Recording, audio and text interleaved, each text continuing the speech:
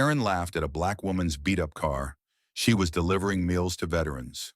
The sun hung high over the pristine streets of Oakwood Hills, a wealthy suburb north of Chicago, where every lawn was a masterpiece of green perfection, and every driveway showcased a gleaming SUV or luxury sedan. It was a crisp Saturday morning in late autumn, the kind of day that made residents like Hoang Yin feel invincible, wrapped in the cocoon of their privilege. At 44, Hoa was the self-appointed queen of Oakwood Hills, known for her impeccable style, razor-sharp tongue, and zero tolerance for anything or anyone disrupting her perfect world. Her McMansion, with its towering white columns and manicured rose garden, stood as a monument to her success, or so she believed. Today, Hoa was on her way to her weekly yoga class, driving her shiny white Mercedes-Benz convertible, top down, her designer sunglasses shielding her eyes from the golden sunlight. She wore a bright pink yoga outfit that clashed with her oversized gold jewelry, her hair pulled back in a tight bun that screamed control. Her husband Min, a busy corporate lawyer, was already at the office, and her two teenage children, Lily and Ethan, were off at private school, leaving Hoa free to reign over her kingdom. As she turned onto Maple Avenue, her eye caught something out of place. A rusted, beat-up blue sedan parked awkwardly near the community center. Its paint was peeling, one headlight was cracked, and the tires looked like they might give out at any moment. Hoa slowed down, her lips curling into a sneer. "What is that eyesore doing here?" she muttered to herself, her voice dripping with disdain. She pulled over, parking her Mercedes a few spaces away, and stepped out, her heels clicking on the pavement like a drum roll of judgment. Standing beside the sedan was a black woman, mid-30s, dressed in a simple apron and baseball cap, unloading meal containers from the trunk. Her name was Tamika Harris, a community volunteer who spent her weekends delivering hot meals to local veterans through a nonprofit called Veterans Nourish. The sedan, though old, was her lifeline, a vehicle she'd kept running through sheer determination and duct tape, driven by her mission to support those who had served. Hoa approached, her sunglasses sliding down her nose as she sized up Tamika in the car. "What's this?" she said loudly, her voice carrying over the quiet street. "A junkyard on wheels? You've got some nerve parking this thing in Oakwood Hills. Don't you know this is a nice neighborhood?" Tamika paused, a meal container in hand, and looked up. Her eyes were tired but steady, her expression calm despite the insult. "Ma'am, I'm just here to deliver meals to veterans. I'll be out of your way soon." Hoa laughed, a sharp, mocking sound that echoed off the nearby houses. "Deliver meals? In that? It looks like it belongs in a scrap heap. You're probably selling drugs out of there or something. This isn't a charity case zone, you know." The few passers-by on the street, a jogger in bright green leggings, an elderly man walking his dog, stopped to watch, their faces a mix of shock and discomfort. Tamika's jaw tightened, but she didn't respond, focusing instead on stacking the meal containers on a cart. She knew better than to engage with someone like Hoa, whose entitlement was legendary in these parts. But Hoa wasn't done. She pulled out her phone, snapping photos of the car and Tamika, her fingers flying as she typed a scathing post for her neighborhood's private Facebook group. "Saw the most disgusting car today, parked by the community center," she wrote. "Some woman, clearly not from here, was unloading trash. Called the HOA. This neighborhood deserves better." Her post went live within minutes, garnering likes and comments from her fellow Oakwood Hills residents, many of whom shared her disdain. "Good for you, Hoa," one wrote. "We can't have that kind of riffraff here." Another added, "Maybe she should get a real job instead of begging." Tamika, oblivious to the online storm, finished loading her cart and drove off, the sedan's engine sputtering but holding steady.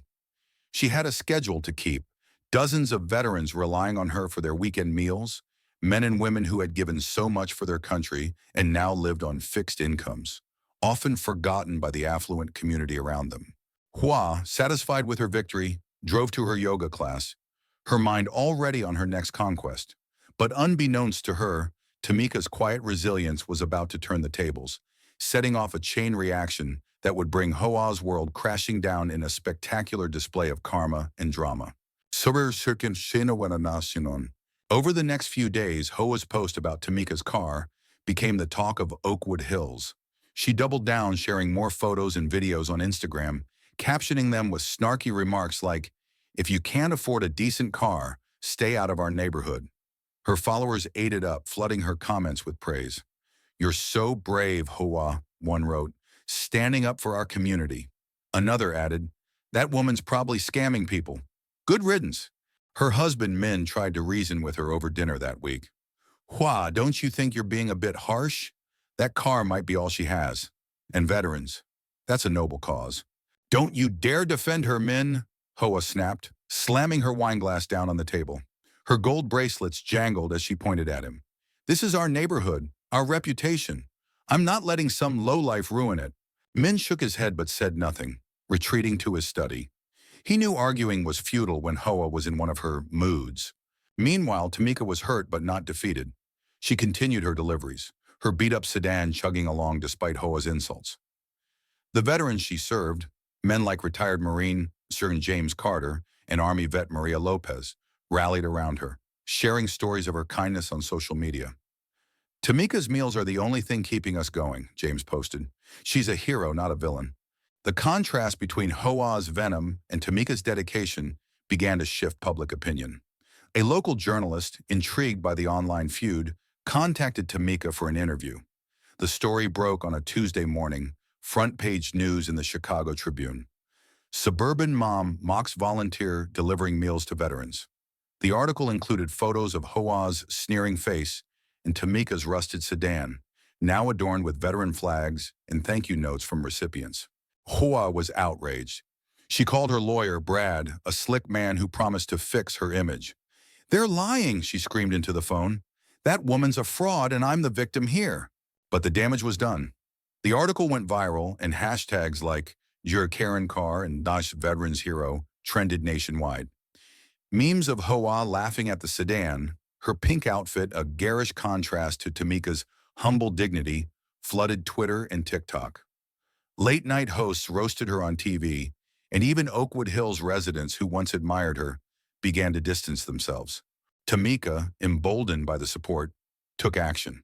She filed a complaint with the city, accusing Hoa of harassment and defamation. She also contacted veterans groups who launched a crowdfunding campaign to help her replace her car.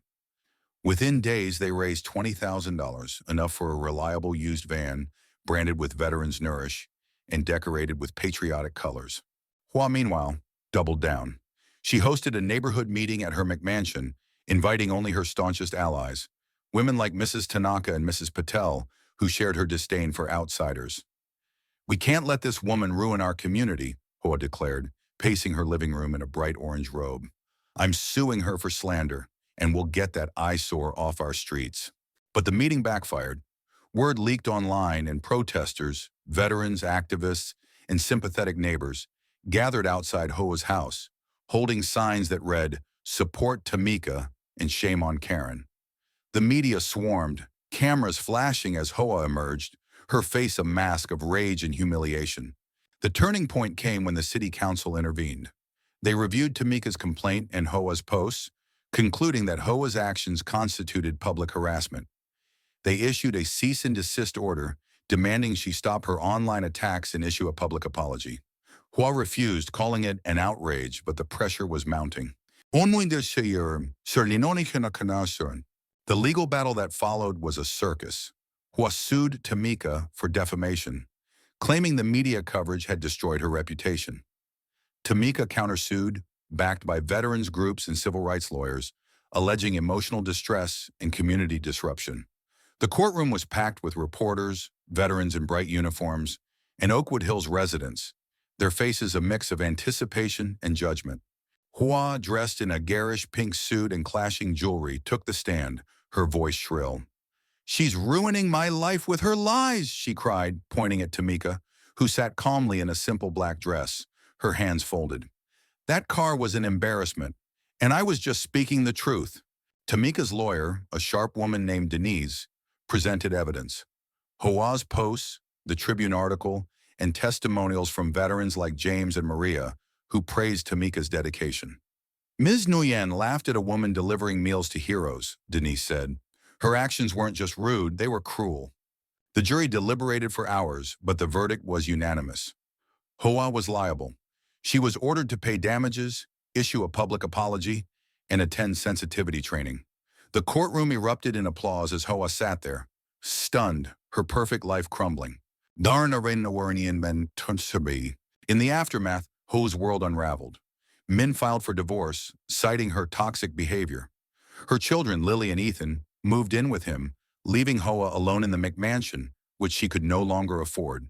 The bank foreclosed and she was forced to sell her designer wardrobe and move into a small apartment. Her social media accounts, once her pride, were abandoned. The Sibimir Karen Carr hashtag lived on, a constant reminder of her downfall. She took a job as a cashier at a local grocery store, a role she once sneered at, where customers sometimes recognized her and whispered, "Isn't that the car, Karen?" One rainy afternoon, as she rang up a customer, the door chimed. It was Tamika, now driving a shiny new van, holding a meal container. "Ms. Nguyen," she said, her voice gentle but firm, "this is for you." Hoa stared, her hands trembling. Inside the container was a warm portion of chicken and collard greens, with a note, "No hard feelings. Feed your soul." Tears welled in Hoa's eyes as she looked up at Tamika, the weight of her actions crashing down. For the first time, she felt something she'd never felt before. Remorse. "Thank you," she whispered, and for the first time in years, she meant it. At the end,